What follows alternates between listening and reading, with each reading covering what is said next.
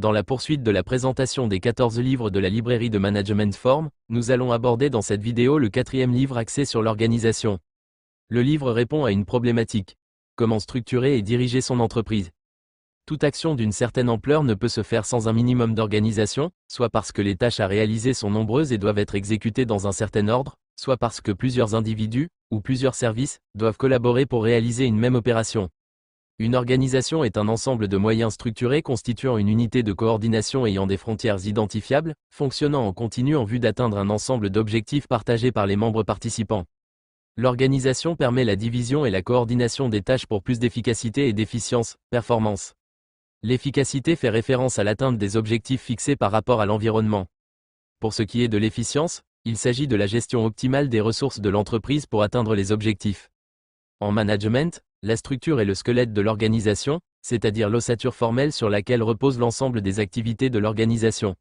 L'étude des structures est l'une des clés de voûte de la compréhension de l'entreprise en tant qu'organisation.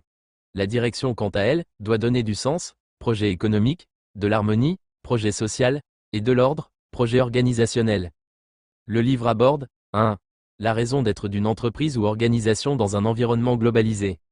Les caractéristiques d'une entreprise, la nécessité de la gestion de l'entreprise. L'environnement économique et industriel de la gestion de.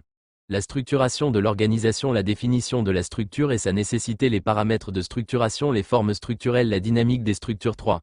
La direction de l'organisation, les fondements de la direction, pouvoir et leadership, les tâches et les rôles de la direction, l'exercice du pouvoir de direction, l'évolution des méthodes de direction. Il est possible d'appréhender les entreprises et les organisations en général sous plusieurs angles différents, chacun se focalisant sur un aspect particulier. 1.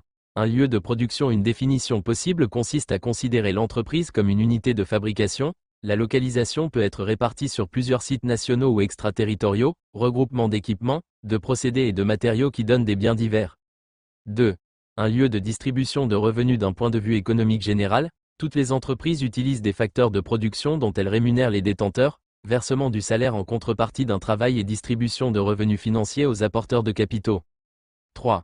Un lieu de relations sociales. Il est possible d'insister sur la communauté des individus composant une organisation et de s'intéresser alors aux aspirations et motivations des acteurs, aux relations humaines, individuelles et collectives, aux conflits et aux compromis à gérer pour maintenir la stabilité de l'entité et réaliser les actions quotidiennes, compétences et coopération.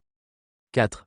Un lieu de décision et d'information. Cette dimension interne, plus organisationnelle, met en évidence la nécessité pour toute entreprise ou organisation de faire des choix, de prendre des décisions qui engagent l'avenir à court ou long terme. Il faut alors analyser les besoins en information pour aider à prendre les décisions au bon moment, les procédures de choix et les acteurs décideurs. En définitive, dès qu'une action comporte une certaine complexité en termes de nombre et de diversité des tâches et ou des acteurs, deux exigences fondamentales mais contradictoires doivent être satisfaites. 1. La division. Diviser le travail global en tâches plus élémentaires, ce qui implique de spécifier les tâches et de spécialiser les moyens employés. 2. La coordination.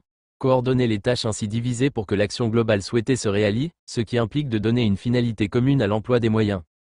Tout ensemble finalisé a donc besoin d'une organisation, c'est-à-dire d'un instrument lui offrant un cadre, une structure, pour fonctionner, pour vivre. Sur le plan étymologique, organiser veut dire rendre apte à la vie. Nous voilà à la fin de cette vidéo.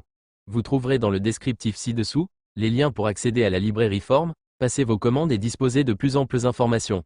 Nous vous donnons rendez-vous très prochainement pour la 5e vidéo de la série consacrée à la gestion des ressources humaines, GRH. N'oubliez pas de vous abonner si ce n'est pas encore fait pour bénéficier de nos prochaines vidéos, de liker et de partager autour de vous pour plus d'impact.